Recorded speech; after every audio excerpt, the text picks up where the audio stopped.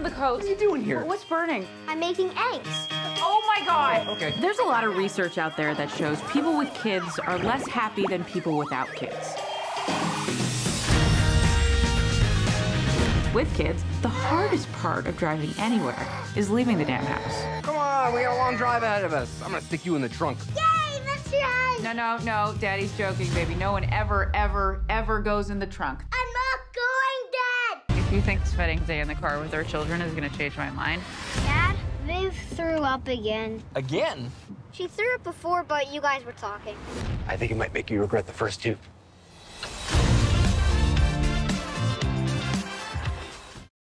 Aaron.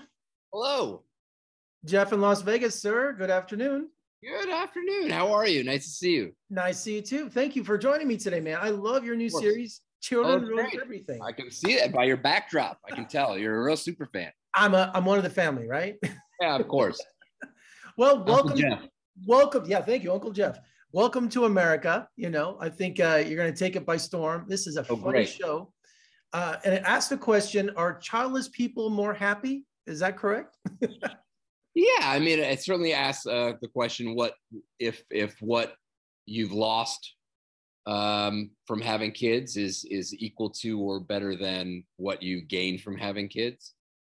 Well, it's funny because, you know, in my 20s, all my best friends from high school and college got married. I didn't. I'm still, you know, the single bachelor. Yeah. And they started having children. And so when I started becoming, you know, invited to all these activities, man, all they did was talk about their kids and changing their diapers. And just as they, you know, I'm like, I was really uncomfortable. I mean, I could see that I was left out. And my role came later when they were in high school and college, you know, Uncle Jeff, right? Yeah. But watching the show sometimes, or when I see families, sometimes I think as a single guy, I'm missing out on something, you know? But then, you know. The show is very pro kid. Yeah. I mean, it makes me, I've certainly, like I have nieces and nephews, but this is the most hanging out with people like Michaela and Logan. They make you love kids. I mean, they're just such great actors and such great people. Like they're just amazing human beings that I love hanging out with. So you're like, oh, I'm friends with two children now. Weird. And they make you reevaluate sort of what kind of relationships you can, like what your heart is capable of. Well, I'm an uncle 5 times over. Now they're all married with children. But I have to tell you, Aaron, I loved having them for the weekend or going on a trip and going, here you go, sis. Here's my brother. Yeah. Here's your kids. Goodbye. You know, I get to be the fun uncle, right? You know, but it's a lot of responsibility. And that's what I love about the relationship you have with your best friend in the show, Ennis. You know, single friends like myself, they don't get it, do they? I mean, when a married couple gets that chance to go out, you know, away from the family, or, you know, I just love how he was totally clueless about your plight. Yeah, and he's extremely resistant to kids, and I think there's always, certainly now, I mean, it's a refreshing, I think, take on the sort of the best friend part in these sort of family sitcoms. It's not like the quirky next door neighbor or anything like that. I think there are a lot of people now who can choose no children. It used to be just a thing where everybody had kids. That's just what you did. But now there are a lot of people who are like, no, not for me, and they're not ashamed about it. They're not. It is a way of life, and that they shouldn't feel shame about it. But it's a fun character to have, a character who's so proudly anti-child and no empathetic at all. He's just very too bad. I love how the series breaks, you know, some taboos right away. Children are jerks, you know, and you have pop-up menus, you know, with their faults. I just thought that was hysterical. Oh, that's great. Yeah, Kurt does an amazing job, and it comes from his real life, and I think the show's.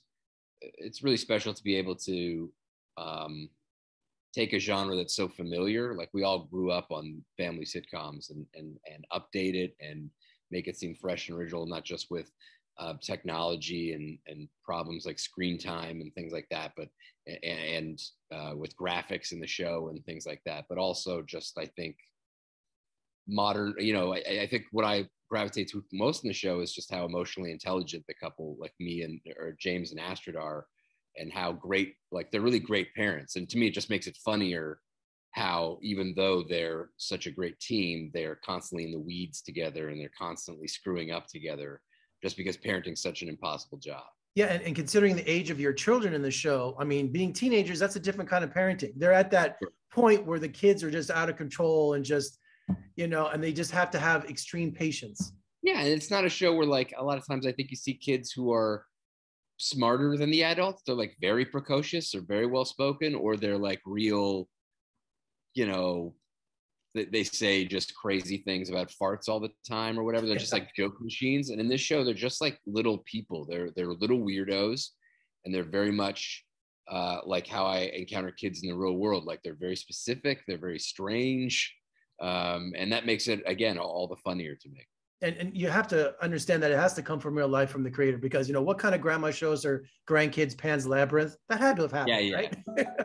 Yeah. So I mean, I just love the dialogue in this. Was there any room for improv in this show? Because sometimes the dialogue was so quick. Well, that's the thing. I mean, we get asked all the time if we improvised a lot of stuff, and really it's just the way it's written. It's written all like it's a testament to how great the writing is, and to how tuned in to sort of the truth Kurt's voice is, that it feels very improvisational. It feels very, it has sort of a relaxed, very quick, but very relaxed sort of banter where hopefully it just feels like it's coming off the top of everyone's heads all the time.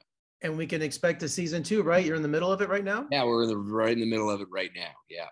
Well, congratulations, Aaron. I just love this show. Streaming on Roku Channel. I cannot believe that. So it's just, what a great grab for that channel, because this is magic. It really is. So congratulations. I really appreciate it. That's very kind of you. I really appreciate that. We'll talk again for season 2, okay?